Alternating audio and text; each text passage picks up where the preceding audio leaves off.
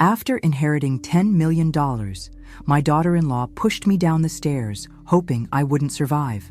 My son lied to the police, saying I fell accidentally. When they returned to finish their plan, who they found sitting beside my bed made them freeze in terror.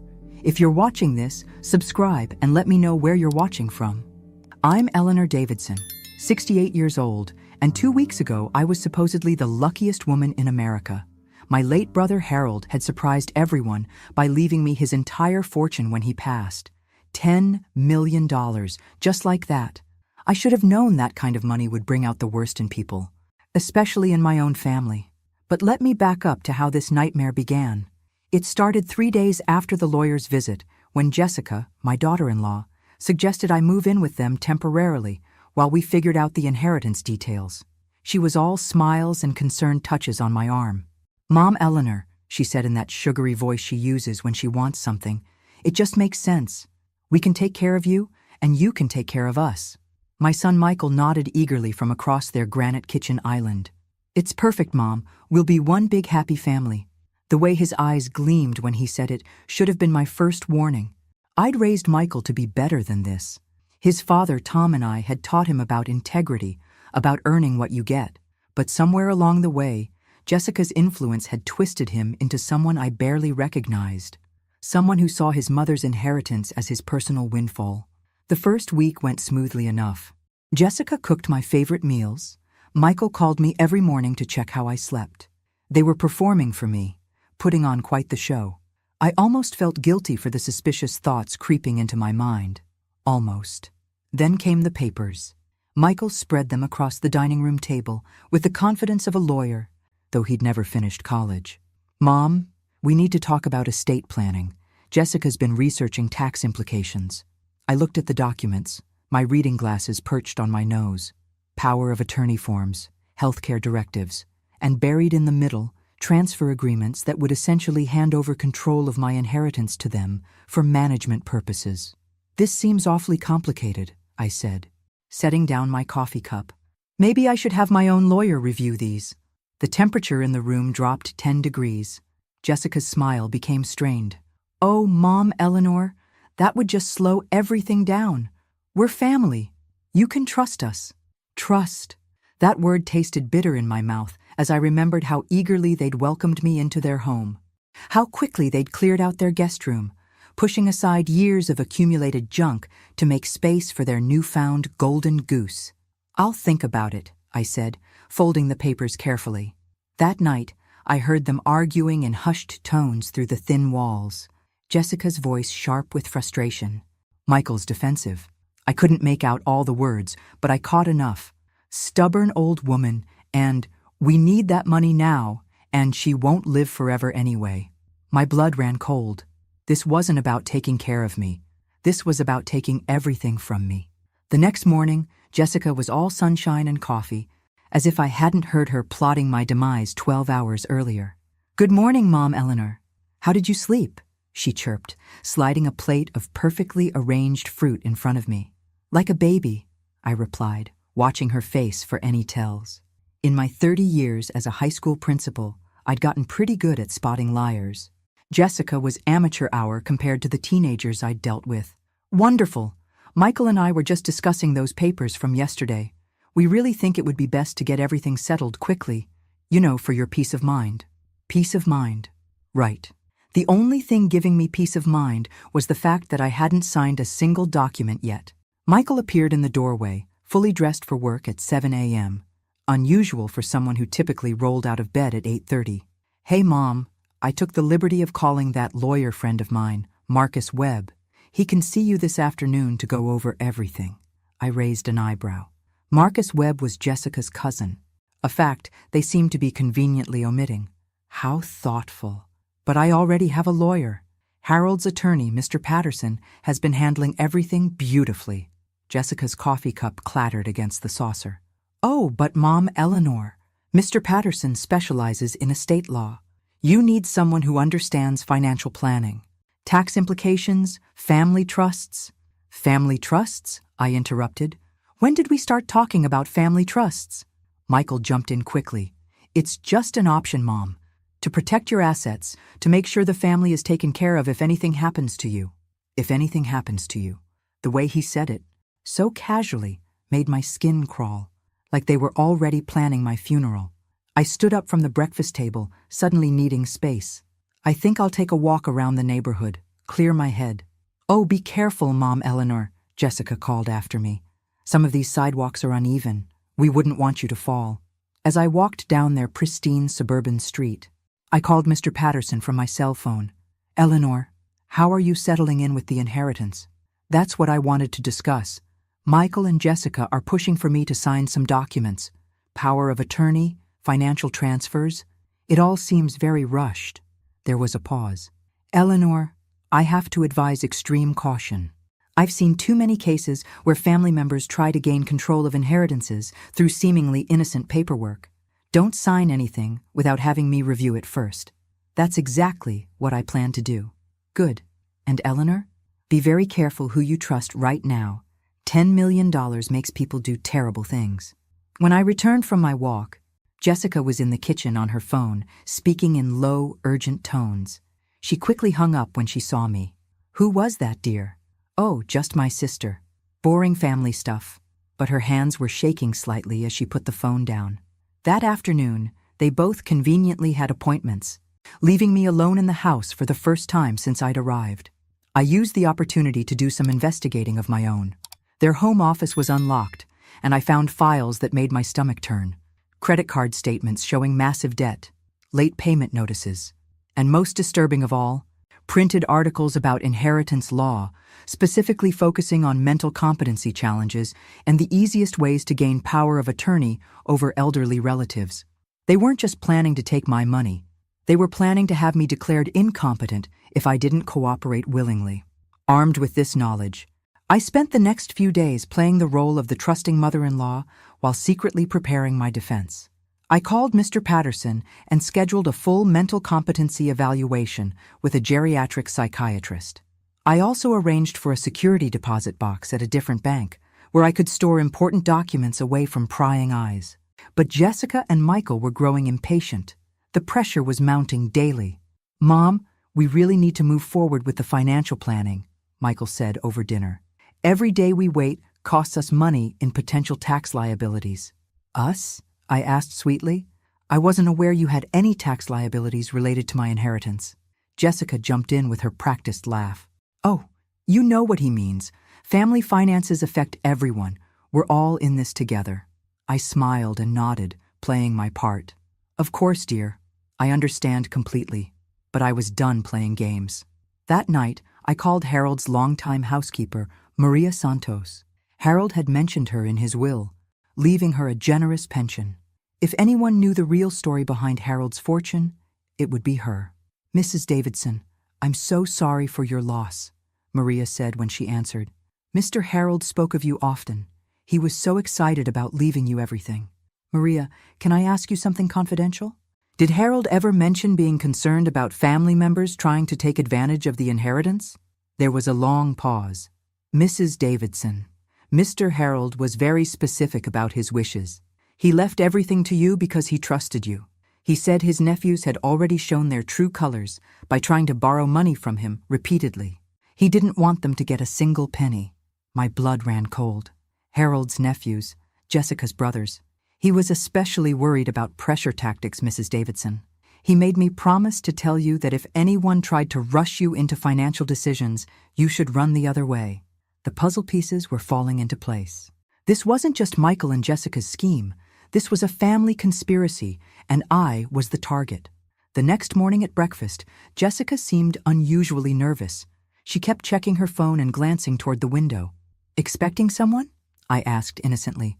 Oh no, just waiting for a delivery. But she wouldn't meet my eyes. Michael had already left for work, claiming an early meeting. The house felt different, charged with anticipation, like something was about to happen. I excused myself to use the bathroom upstairs, but instead I crept to the window overlooking the front yard. A dark sedan was parked across the street. 2 men inside. They'd been there for an hour. My heart started racing. This was it. Whatever they had planned was happening today. I quickly called Mr. Patterson. I need you to come to Michael's house immediately. Something's about to happen. Eleanor, what's wrong? I think they're planning to have me declared incompetent today. There are men outside, and Jessica's acting very strange. I'm calling the police and heading over now. Don't sign anything and don't be alone with them. But it was too late. I heard the front door open and voices in the foyer. Jessica was greeting someone, her voice bright and fake. She's upstairs. She's been acting very confused lately, very paranoid. We're so worried about her mental state. I recognized the second voice immediately. Dr. Richard Steinberg, a psychiatrist Michael had mentioned before. A man who, I was betting, owed them a significant favor. They were planning to have me committed. Right here, right now. I had maybe 5 minutes before they came upstairs. Time enough for one last phone call. I dialed 911 with shaking fingers. 911, what's your emergency? This is Eleanor Davidson. I'm at 247 Maple Street, and I believe I'm about to be unlawfully committed by family members trying to steal my inheritance. Ma'am, can you repeat that? My son and daughter-in-law are planning to have me declared mentally incompetent so they can control my $10 million inheritance. There's a psychiatrist here now, and I believe this is all fraudulent. I could hear footsteps on the stairs. They were coming. Ma'am, officers are en route. Can you stay on the line? I'll try. I shoved the phone into my sweater pocket, keeping the line open. Jessica appeared in the doorway with a tall, thin man in an expensive suit. Mom, Eleanor, this is Dr. Steinberg. Michael asked him to come check on you. We've been so worried about your mental state lately. Doctor. Steinberg stepped forward with a practiced, patronizing smile. Mrs. Davidson, your family is concerned about some confusion you've been experiencing. I'm here to help. What confusion? I asked calmly. I feel perfectly clear-headed. Jessica's eyes darted nervously. Mom, Eleanor, you've been saying some very strange things. Accusing us of trying to steal from you, talking about conspiracies. It's very concerning. Is it concerning that I found articles about mental competency challenges in your office? Or that I discovered your brothers have been pressuring Harold for money for years? Dr. Steinberg pulled out a clipboard. Mrs. Davidson, paranoid delusions are common in elderly individuals, especially during times of stress. I think it would be best if we had you evaluated at a facility where you can get proper care. The sirens were getting closer. I just needed to stall a little longer. Doctor, before we proceed, I'd like to see your credentials, and I'd like to call my own physician for a second opinion. That won't be necessary, Jessica interjected quickly. We've already made arrangements.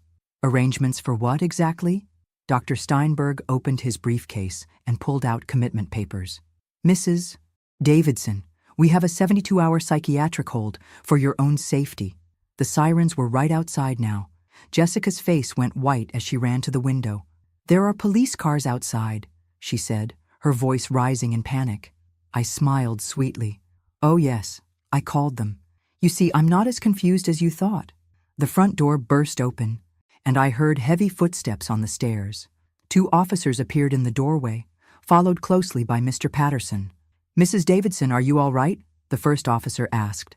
I'm perfectly fine, officer, but I believe these people were attempting to have me unlawfully committed in order to gain control of my inheritance. Doctor. Steinberg tried to maintain his composure. Officers, this woman is clearly delusional. She needs psychiatric care. Mr. Patterson stepped forward with his briefcase. Officer, I'm Mrs. Davidson's attorney. She recently passed a comprehensive mental competency evaluation with flying colors. Any attempt to have her committed without proper legal procedures would be fraudulent. Jessica started crying. We were just trying to help her. She's been so paranoid, so confused. Confused enough to call 911 when I suspected fraudulent activity? I asked. Confused enough to hire a lawyer and get a psychiatric evaluation? I'd say my judgment is pretty sound. The second officer was examining the commitment papers.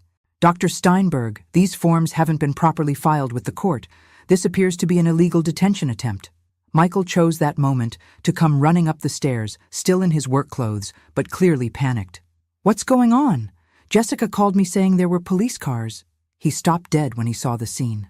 His face went from confusion to realization to pure panic in about 3 seconds. Michael, I said calmly, I believe you and your wife need to explain to these officers why you thought it was appropriate to try to have me committed. That's when Jessica completely lost it. She's ruining everything. We need that money. Do you know how much debt we're in? Do you know what this inheritance could do for our family? And there it was, the truth, finally out in the open. The police spent the next 2 hours taking statements and examining evidence.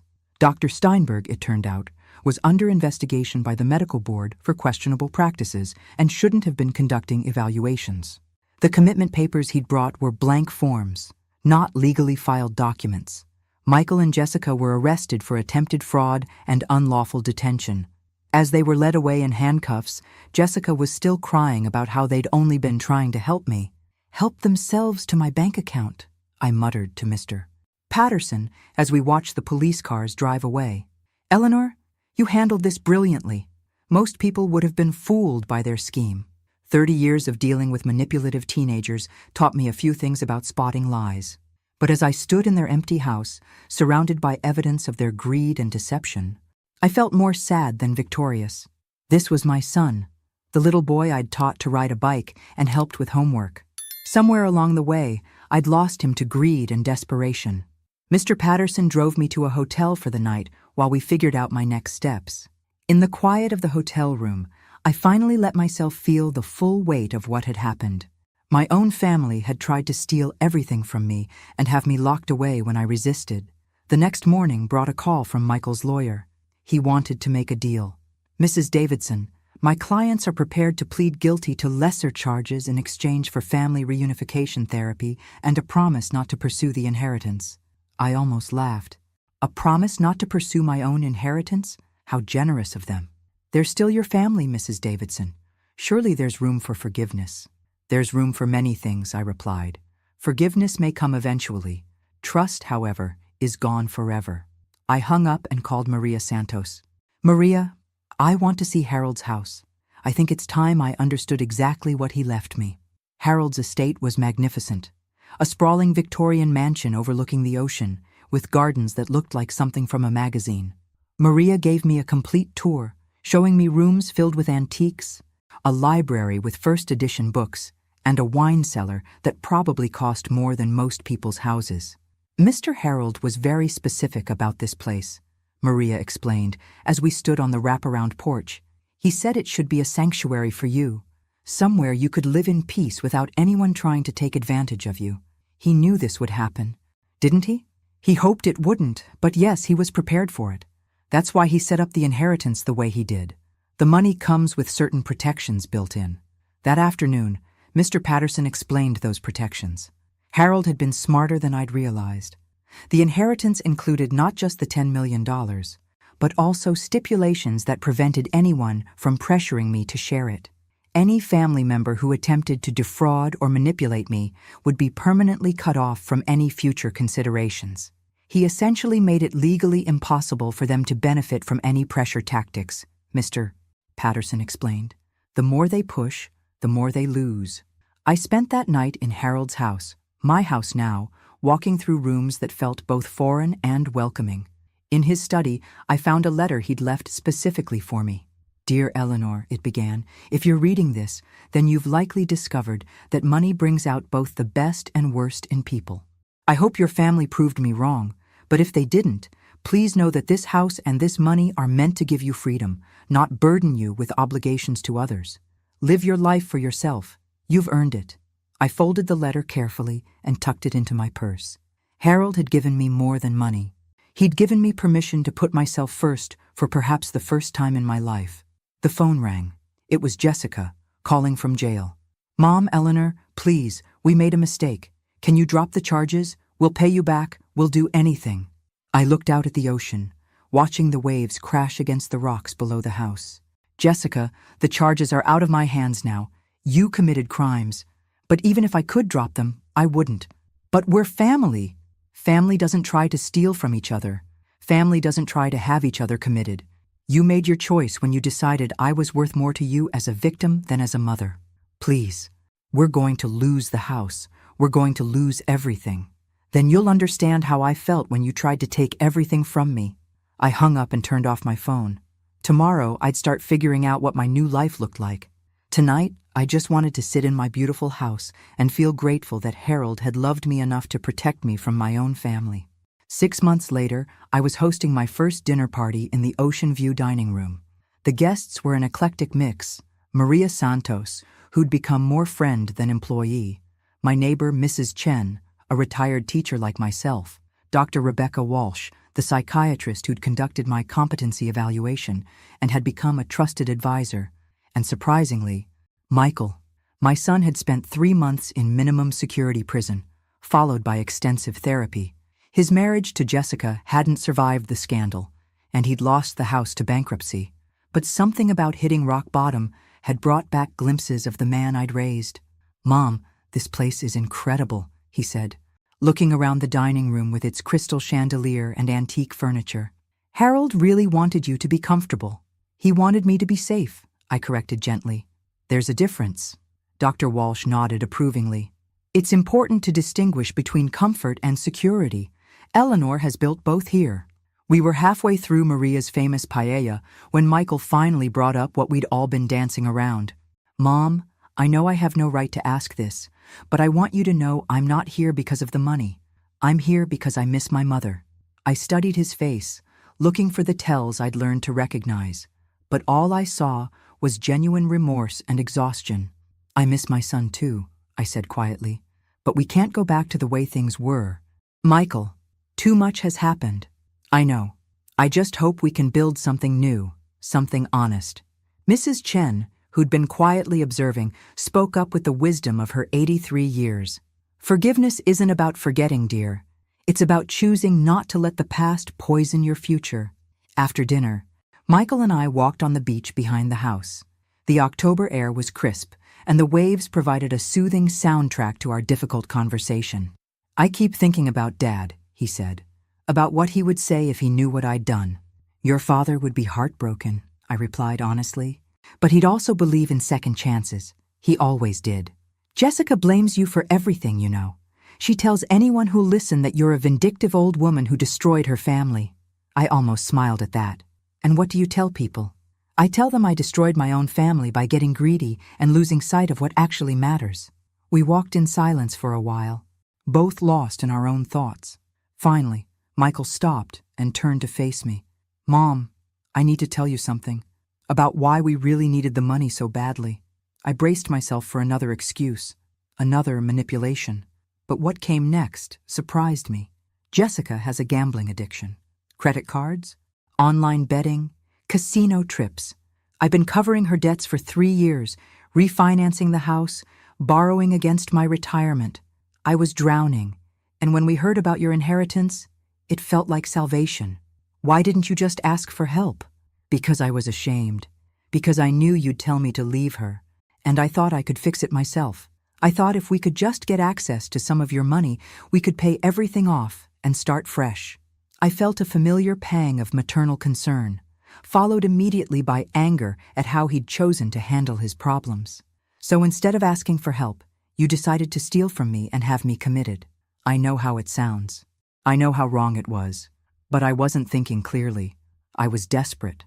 And Jessica kept saying you'd never miss the money, that you'd understand once we explained everything.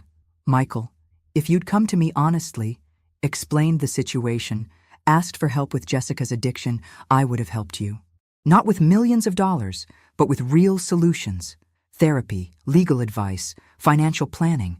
He nodded miserably. "I know that now. But Jessica said you'd just judge us, that you'd never approve of her anyway. I didn't approve of her because I saw how she was changing you. But I would have supported you if you'd ask for support instead of trying to take everything from me." As we walked back toward the house, I felt something shifting in my chest. Not forgiveness exactly, but the possibility of it. Michael had made terrible choices, but they'd come from desperation and poor judgment, not pure greed. "Where do we go from here?" he asked as we reached the porch steps. "Very slowly," I replied, "with honesty, with boundaries, and with the understanding that trust, once broken, takes years to rebuild." He nodded. "I'd like to try if you'll let me."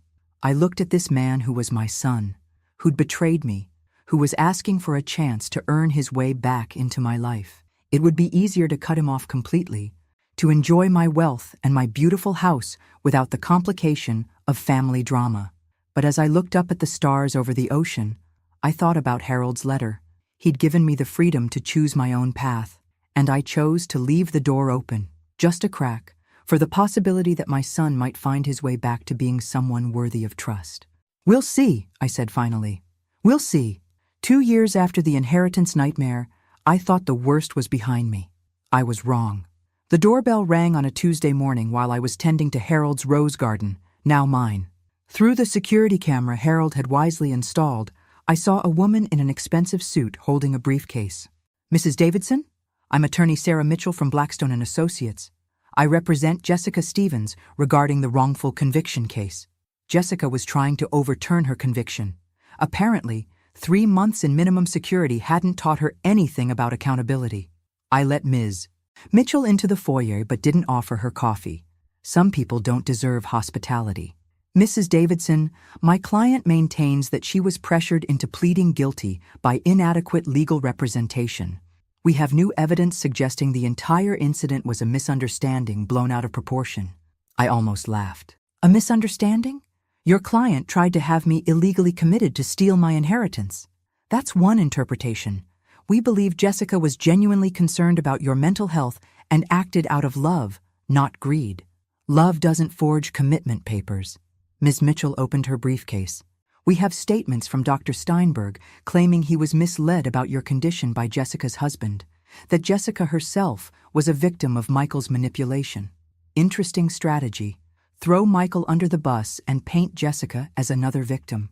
Dr. Steinberg lost his medical license 6 months after our incident for conducting unauthorized psychiatric evaluations. His statements aren't exactly credible. Nevertheless, we're prepared to file an appeal. However, Jessica would prefer to resolve this privately.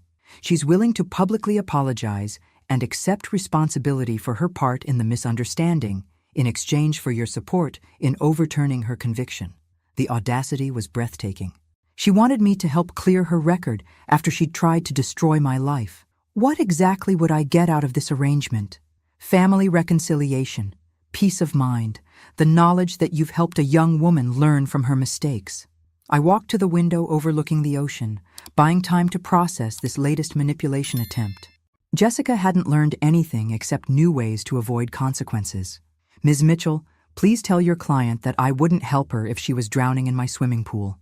Good day." After the lawyer left, I called Mr. Patterson. "They're appealing the conviction and want my help overturning it." "Absolutely not. Eleanor, Jessica's conviction stands as protection for you. If it gets overturned, it sets a precedent that family members can attempt financial fraud without real consequences." That evening, Michael called. "Mom, did someone from Jessica's legal team contact you?" "They did. I told them exactly what they could do with their appeal." "Good." "Jessica called me asking if I'd support her appeal. She actually thought I might help her after she blamed everything on me during the divorce proceedings. Are you tempted?" "Hell no. Sorry, Mom, but absolutely not. Jessica made her choices. She can live with the consequences." I was proud of him for that response.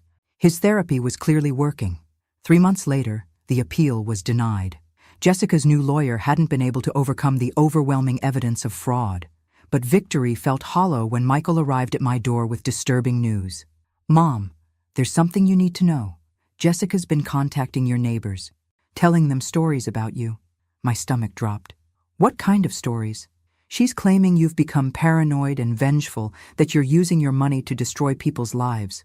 Mrs. Chen mentioned it to me when I ran into her at the grocery store." I felt a familiar chill. "What exactly is she telling people? That you're unstable? That the family tried to help you, and you had them arrested out of spite? She's trying to turn the community against you." The next day proved Michael right. At the farmer's market, I noticed people avoiding eye contact. Conversation stopped when I approached. Mrs. Chen was notably absent from her usual vegetable stand. I decided to confront this head on. I drove to Mrs. Chen's house and knocked on her door. "Eleanor," she said, her usual warm greeting replaced by cautious politeness. "May I come in? I think we need to talk." She hesitated, then stepped aside. "I suppose we should."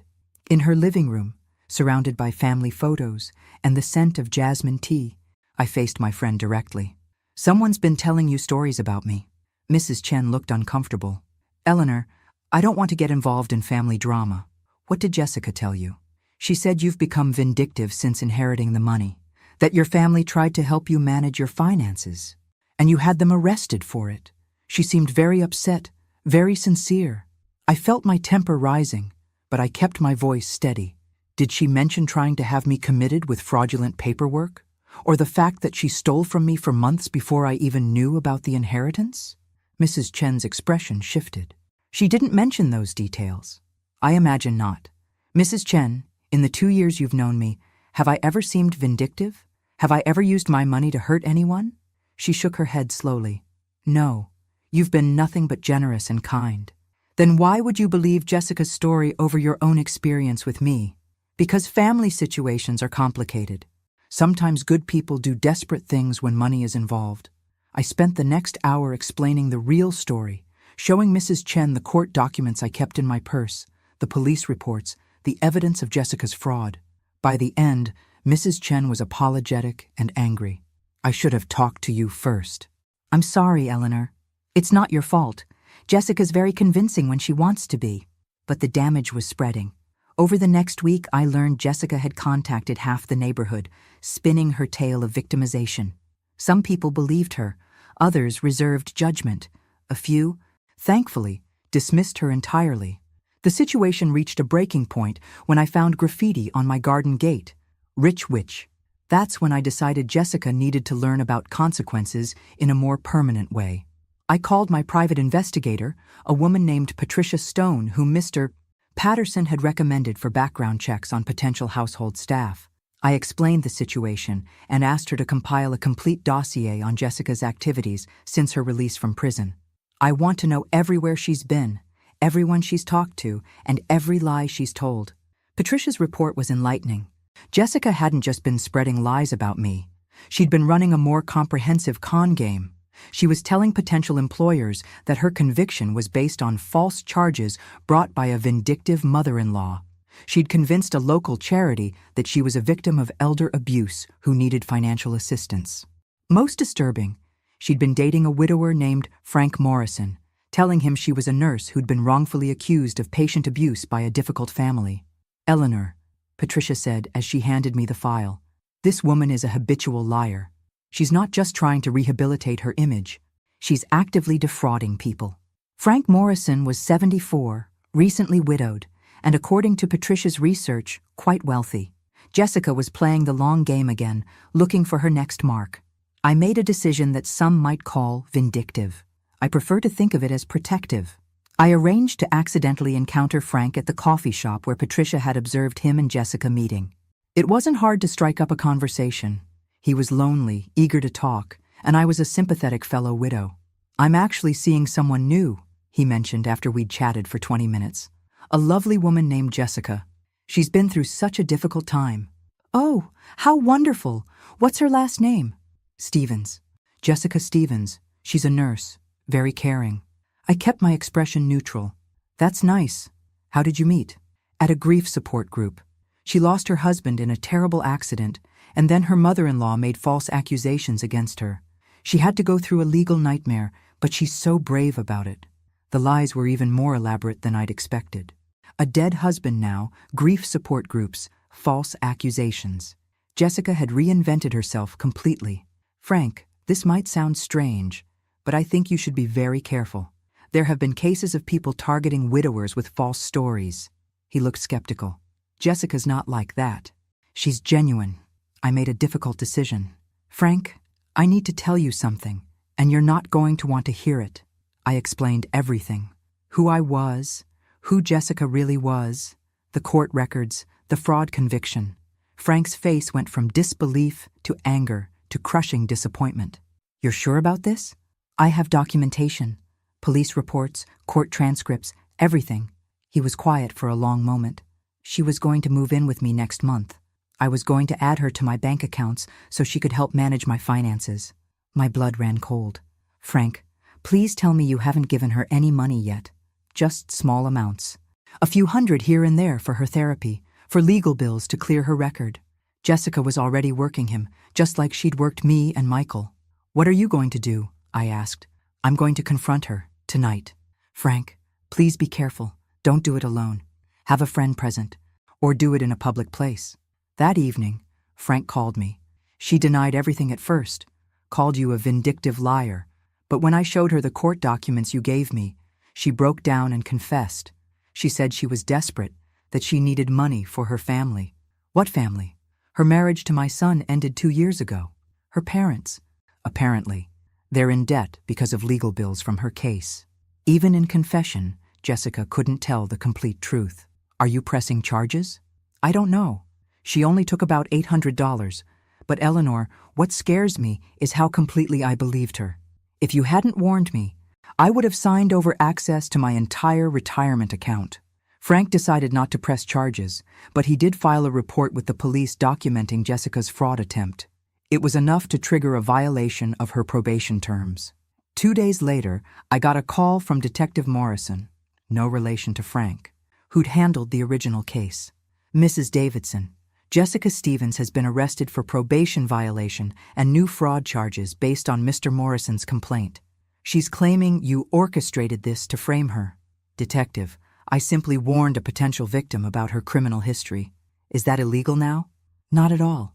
In fact, we appreciate citizens who help protect potential victims from known predators. Jessica's arrest made the local newspaper. Not front-page news, but visible enough that my neighbors who'd believed her stories began to reconsider their positions.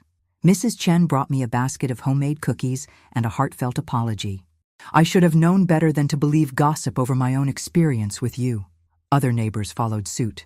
The graffiti was cleaned off my gate, and several people volunteered to help watch my property for any further harassment. But the real test came when Michael visited that weekend. Mom, Jessica called me from jail. She's furious about what happened with Frank Morrison.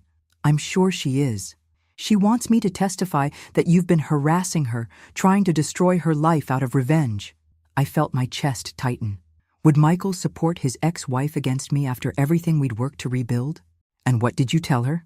I told her that you'd saved an innocent man from being defrauded, and that if she was still running cons on elderly victims, she deserved whatever consequences came her way. Relief flooded through me. Thank you. Mom, I need you to know something. Jessica contacted me 6 months ago asking me to help her appeal her conviction.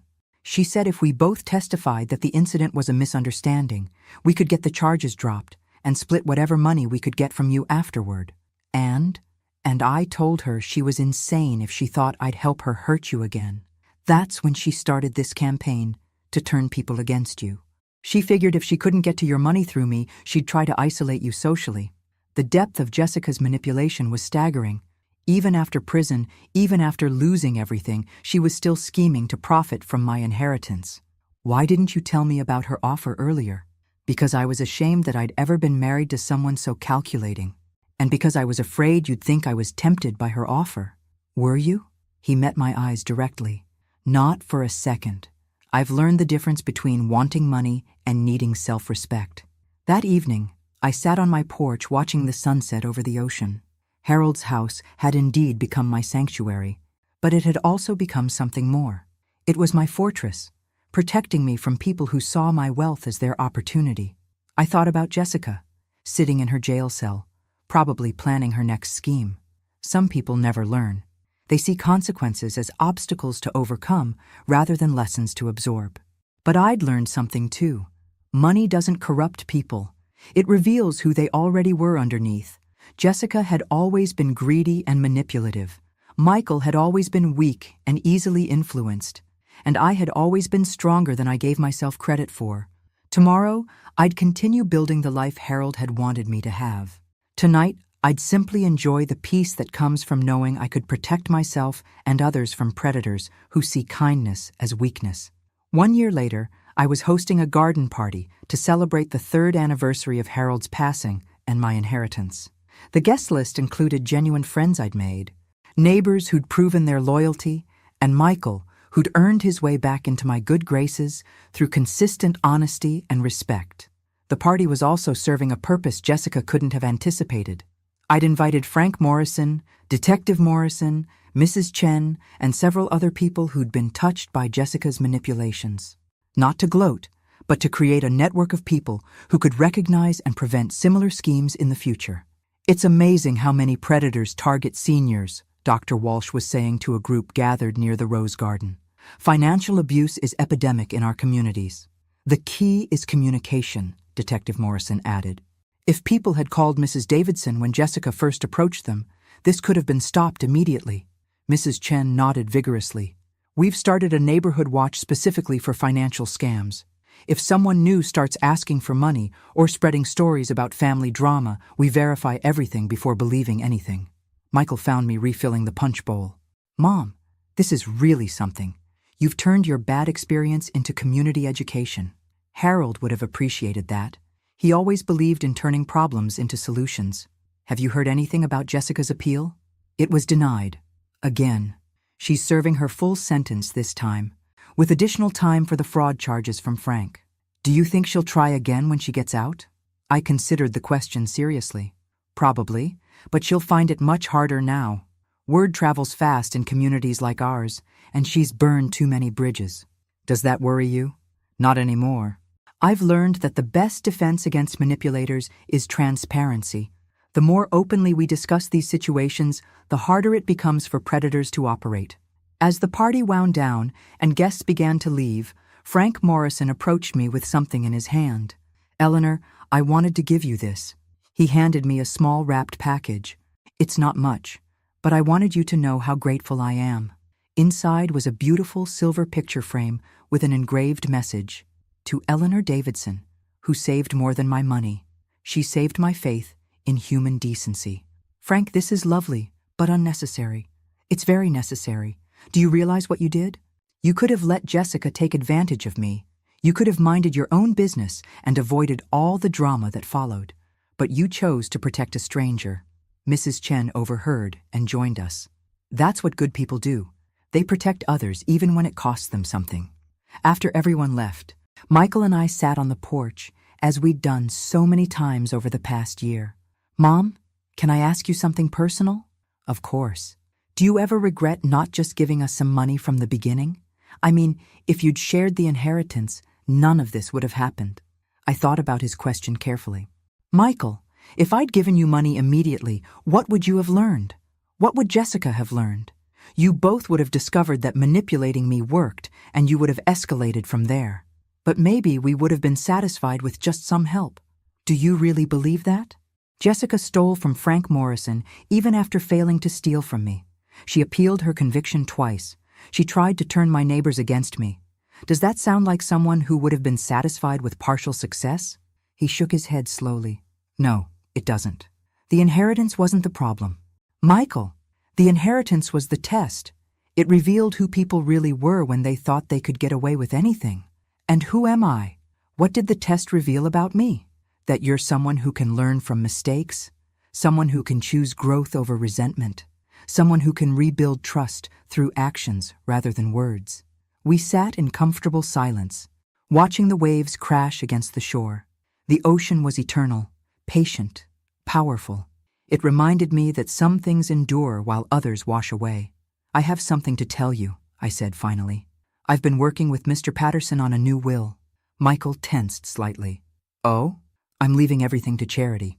The house will become a refuge for seniors who've been financially abused by family members. The money will fund legal aid for elderly victims of financial fraud. He was quiet for a long moment. Then he smiled. That's perfect, Mom. Really perfect. You're not disappointed? I'm proud. This inheritance has caused nothing but trouble for our family, turning it into something that helps people make sense. There is one exception, I added. I'm leaving you Harold's collection of first edition books, not because they're valuable, but because you used to love reading with me when you were little. I want you to remember the good parts of our relationship. Michael's eyes filled with tears. Thank you, Mom. That means more to me than any amount of money could. As I prepared for bed that night in Harold's beautiful house, I reflected on the journey that had brought me here. 3 years ago, I'd been an ordinary widow living quietly on my pension. Then came the inheritance, the betrayal, the legal battles, and finally, the peace. Harold had been right. The money had given me freedom, but not the kind I'd expected. It had freed me from the obligation to accept poor treatment from family members. It had freed me from the need to choose peace over self-respect. Most importantly, it had freed me to discover that I was much stronger than I'd ever imagined. Tomorrow, I'd continue the work of turning my traumatic experience into something helpful for others. But tonight, I'd simply be grateful for the journey that had led me to understand that true wealth isn't about having money. It's about having the wisdom to use whatever power you possess to protect yourself and others from those who would exploit kindness for personal gain. The inheritance had tested everyone in my life. Some had failed spectacularly. Others had surprised me with their integrity. But the person who'd learned the most was me. I'd learned that being kind doesn't require being naive, that forgiveness doesn't mean accepting abuse, and that sometimes the best way to love someone is to refuse to enable their worst impulses. As I drifted off to sleep in my sanctuary by the sea, I whispered a prayer of gratitude to Harold for giving me not just an inheritance, but an education in the true nature of people and the real meaning of family. Money had revealed who everyone truly was, and I'd finally learned to trust what I saw rather than what I hoped to see. The woman who'd been pushed down the stairs by her daughter-in-law was gone forever. In her place was someone stronger, wiser, and infinitely more careful about who she allowed into her circle of trust. The inheritance had cost me a son and gained me a community. It had cost me illusions and gained me truth. And in the end, that had been the most valuable gift of all. Thanks for listening.